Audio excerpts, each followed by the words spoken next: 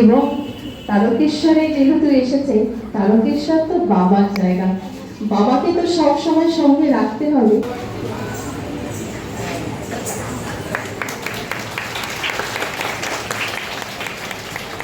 এখানে বয়সের ভারসাম্যটা এত বেশি মানে উঁচু নিচু আছে যে সাধারণ কথা দিয়ে বোঝাতে হবে এবং বলতে হবে। তার কারণ হচ্ছে আমার সামনে যারা বসে আছে তারা নেহাতি ছোট এবং এখনো যে কোনো ভারতীয় শাস্ত্রীয়ই হোক, রবীন্দ্র নৃত্য হোক, সৃজনশীল হোক বা লোকনৃত্য হোক, তার সম্বন্ধে বিশ্লেষণ করলে সবটা ওদের মধ্যে বন্ধুবর অনেক কালের আমাদের আমরা সহকর্মী বলতে পারেন, পথ চলা বলতে পারেন, কবিরও এখানে রয়েছে, ওর ভাই কোহিনূর ও আমার সঙ্গে অনেক কাজ করে, বাইরেও করেছি বা করে থাকি। তো সেই জায়গায় গিয়ে দেখেছি অন্তত রবীন্দ্রনাথের নামটা সবাই জানেন, রবীন্দ্রসঙ্গীত কথাটা সবাই জানেন, রবীন্দ্র নৃত্যটাও সবাই, শব্দটা সবাই জানেন। সেই শব্দের শৈলীটা কেমন হওয়া উচিত, চলবো কি করে, এটা কিভাবে আমি প্রয়োগ করব তার ধারণা কম, কিন্তু রবীন্দ্র নৃত্য শব্দটা সবাই জানেন। সেই কারণে আমরা বাঙালি হিসেবে, রবীন্দ্রনাথ কিন্তু শুধু বাংলার নয়, কি রবীন্দ্রনাথ কিন্তু স্বল্প সময়ের মধ্যে বলছি, কারণ রবীন্দ্র নৃত্য নিয়ে যখন আমি সেমিনার করি বা আগামী দিনেও আমাদের সেমিনার আছে, সেটার জন্য 2 দিন টাইম নিই আমি মিনিমাম, কারণ তার দুটো একটা জায়গা ধরি, হয়তো রবীন্দ্রনাথের গানে বাউল শৈলী বা রবীন্দ্রনাথ ও বিজ্ঞান চর্চা, রবীন্দ্রনাথ ও বিশ্ব শান্তি, রবীন্দ্রনাথ ও সমাজ চেতনা, এরকম বিভিন্ন, রবীন্দ্রনাথকে নিয়ে কোনো শেষ নেই।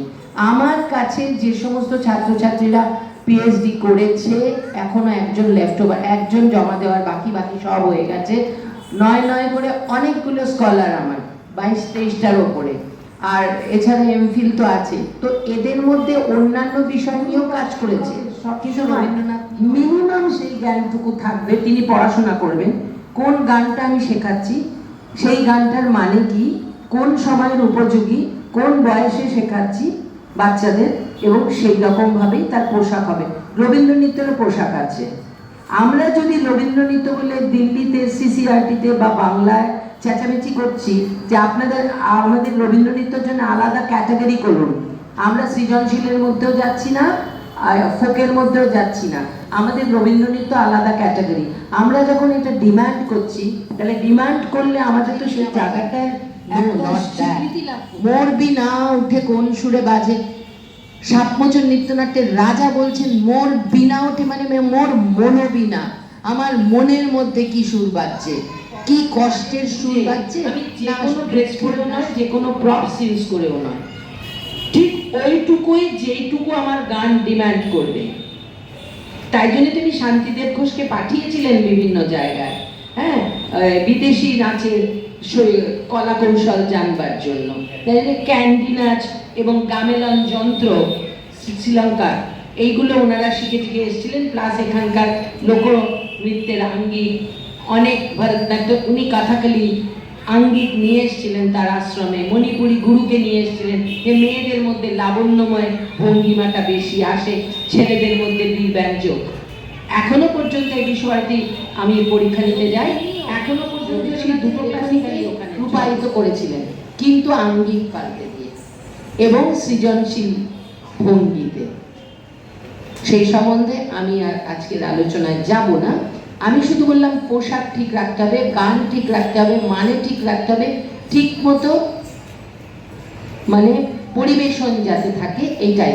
এরপরে অন্য সময় যেটা সন্দীপ আয়োজন করলেন আলোচনাটা, শম্ভুদা বা এনাদের মতো মানুষজন যুক্ত ছিলেন, যারা নাকি আমরা সৌভাগ্য আমাদের যে আমরা ওনাদের কাছে কিছু হলেও শিখতে পেরেছি। তো সুতরাং তারা সব নক্ষত্রের মতো। তো সুতরাং তারা আজকে নেই, আমরা সব অসহায় ফিল করি। যখন কিছু মনে হয় যে এটা একটু জানলে ভালো হতো, তখন এখন গুরু খুঁজে পাচ্ছি না, কারণ তারা তো কেউ আর নেই এখন। এখনো শেখার আছে, শেখার কোনো বয়স হয় না। সুতরাং এইটুকু কথা মনে রাখুন, এইভাবে চলার চেষ্টা করুন। আগামী দিন নিশ্চয়ই ব্যবস্থা করলে আমরা সবাই আপনাদের সঙ্গে আছি। সবাই ভালো থাকুন, সুস্থ থাকুন। কোভিড সেন্টার আজকে প্রশিক্ষণ চলছে শরীরা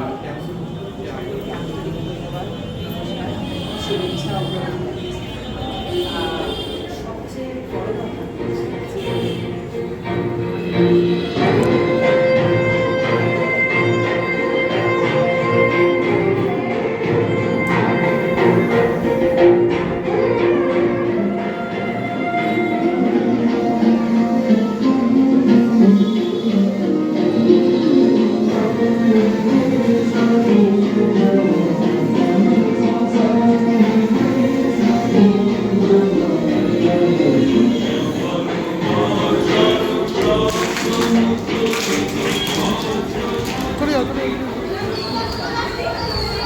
রোশনি বিশ্বাস।